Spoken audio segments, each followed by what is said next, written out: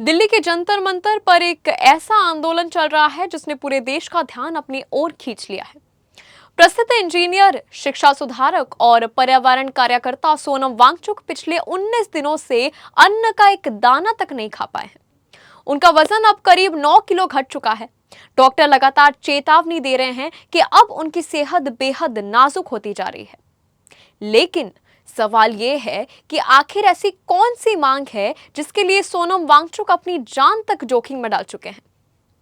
नमस्कार, मैं हूं इशिता चक्रवर्ती और आप देख रहे हैं आवाज इंडिया। आइए जानते हैं इस पूरे आंदोलन की कहानी इस खास एक्सप्लेनर में। सबसे पहले समझते हैं कौन है सोनम वांगचुक और क्यों बैठे हैं अनशन पर। सोनम वांगचुक लद्दाख के जाने माने इंजीनियर, शिक्षा सुधारक और पर्यावरण कार्यकर्ता है। फिल्म 3 इडियट्स का मशहूर किरदार फुनसुक वांगडू भी काफी हद तक उनके जीवन से प्रेरित माना जाता है। इस बार उनका आंदोलन लद्दाख के मुद्दे पर नहीं बल्कि नीट यूजी 2026 के परीक्षा में कथित पेपर लीक और अनियमितताओं को लेकर है। वो कॉकरोच जनता पार्टी यानी सीजेपी के संस्थापक अभिजीत दीपके के साथ 28 जून 2026 से दिल्ली के जंतर मंतर पर आमरण अनशन कर रहे हैं। अब समझते हैं उनकी प्रमुख मांगे क्या रही हैं।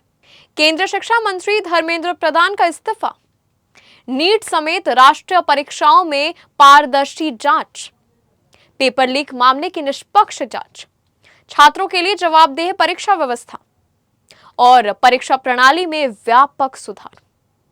19वें दिन कैसा है सोनम वांगचुक की हालत?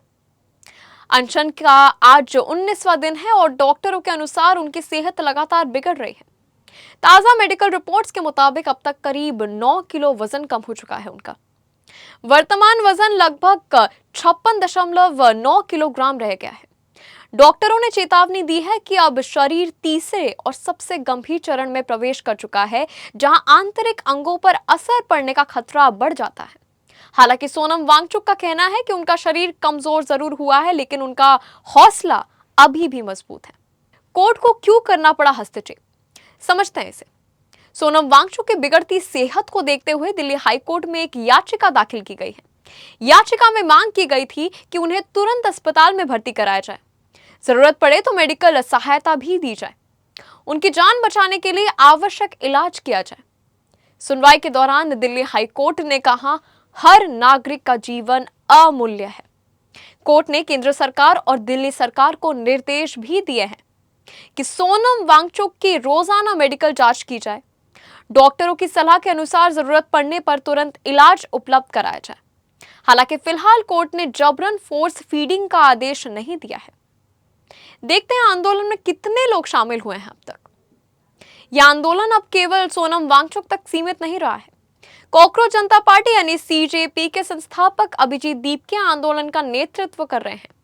देश भर में 16 जुलाई को एक दिन के सामूहिक भूख हड़ताल का आह्वान भी किया गया है। सीजेपी का दावा है कि 20 जुलाई को संसद मार्च के लिए अब तक करीब 1.5 लाख लोगों ने अपनी उपस्थिति दर्ज कराई है। जंतर मंतर पर रोजाना सैकड़ों प्रदर्शनकारी मौजूद रहते हैं। अभिनेता अतुल कुलकर्णी ने भी एक दिन का उपवास रखने की घोषणा की है।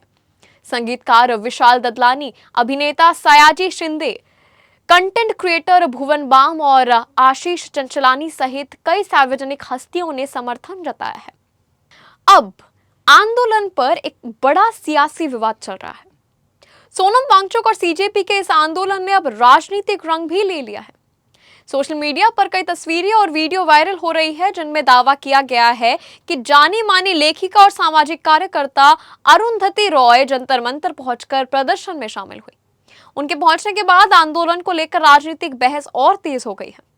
हालांकि उनकी मौजूदगी से आंदोलन की मांगों में कोई आधिकारिक बदलाव नहीं हुआ है। इसी बीच एक और वीडियो सोशल मीडिया पर तेजी से वायरल हो रहा है। इस वीडियो में मंच से पहले जय संविधान के नारे लगाए जाते हैं और इसके तुरंत बाद एक महिला बस नाम रहेगा अल्लाह का नारा लगाती हुई सुनाई दे रही है। यही वीडियो अब सबसे बड़ा विवाद बन चुका है।